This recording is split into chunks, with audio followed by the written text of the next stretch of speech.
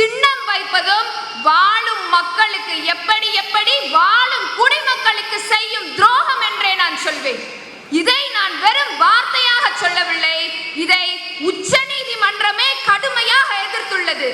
ஜெயலட்சுமி எதிர் தமிழ்நாடு அரசாங்கம் என்ற வழக்கில் கடற்கரை ஓரமும் பொது இடங்களிலும் சிலையை வைப்பது பொதுமக்களுக்கு இடைஞ்சலாக இருக்கிறது என்று பலமுறை கடிந்திருக்கிறது இந்த உச்ச நீதிமன்றம்.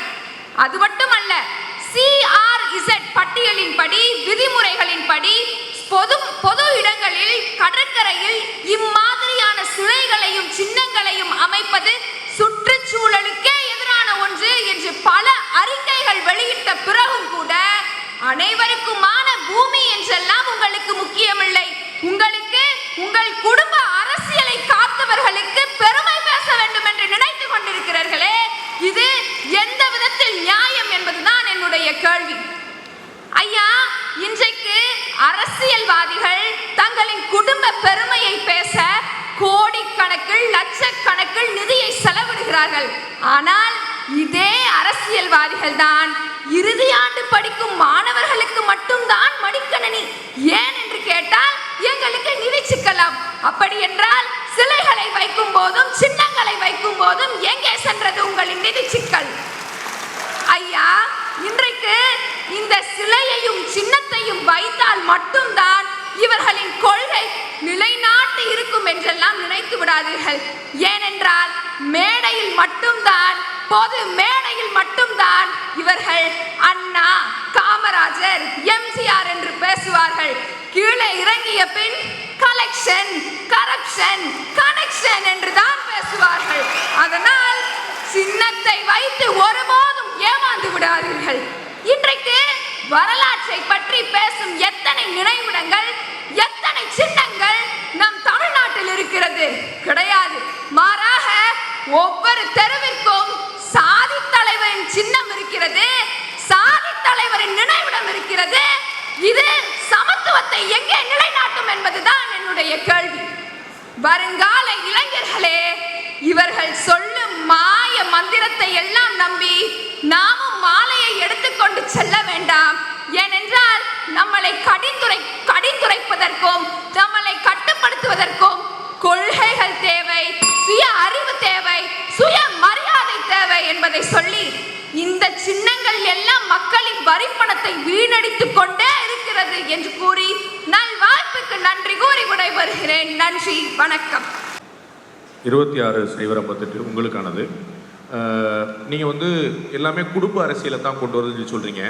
காமராஜருக்கு சிலை வைக்கப்பட்டிருக்கு, காந்திக்கு சிலை வைக்கப்பட்டிருக்கு, பட்டேலுக்கு சிலை வைக்கப்பட்டிருக்கு. அவர்கள் எந்த குடும்ப அரசியலை முன்னிறுத்தினார்கள்? அவர்களுடைய வரலாறு அடுத்த தலைமுறைக்கு தெரிய வேண்டாமா?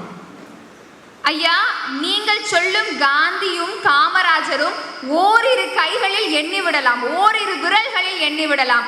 ஆனால் மற்ற சிலைகள் எல்லாம் திசை நாம் திரும்பும் திசை அனைத்து இடங்களிலும் இருக்கிறதே, அதை பற்றி தான் நான் இங்கே கடிந்து கூறுகிறேன். அது மட்டுமல்ல, இன்றைக்கு நம்முடைய செய்தித்தாள்களில் நாம் பார்த்தோமே ஆனால் நம்முடைய தமிழ்நாடு அரசு சுவிஸ் வங்கியில் கோடிக்கணக்கான லோன், அதாவது தங்களுடைய வங்கி கணக்கிற்கு பணத்தை பரிமாறியுள்ளது.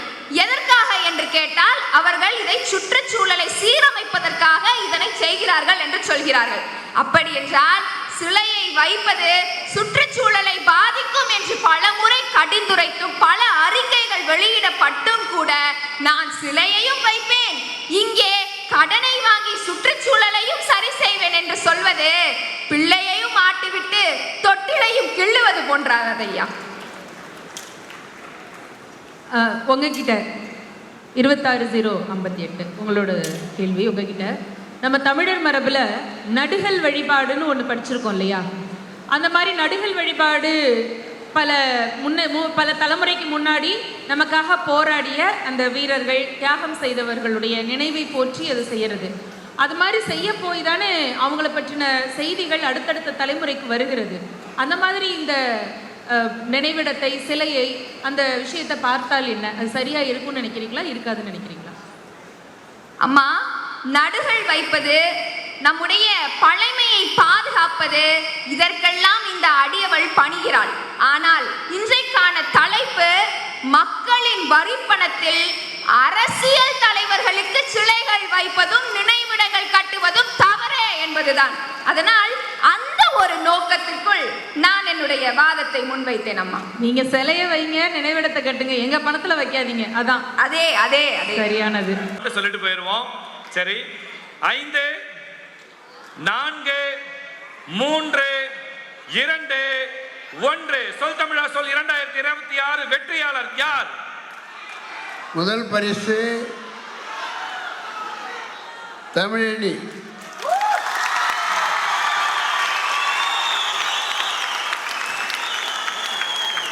ஆரம்பிக்கப்படுகிறது. 3 லட்சம் ரூபாய் பரிசு தொகையோடு கிட்டத்தட்ட 3,35,000 ரூபாய் பரிசு தொகை ஒட்டுமொத்தமாக வழங்கப்படுகிறது. உங்களின் பலத்த கைத்தட்டல் சத்தம் பத்தல, இன்னும் நிறைய உங்க சத்தம். இந்த வெற்றி கோப்பை எவ்வளவு பேச்சு, எத்தனை சுற்றுகளை கடந்து இந்த இடத்துக்கு அவங்க வந்திருக்கிறாங்க. மனமார்ந்த வாழ்த்துக்கள். அடுத்தது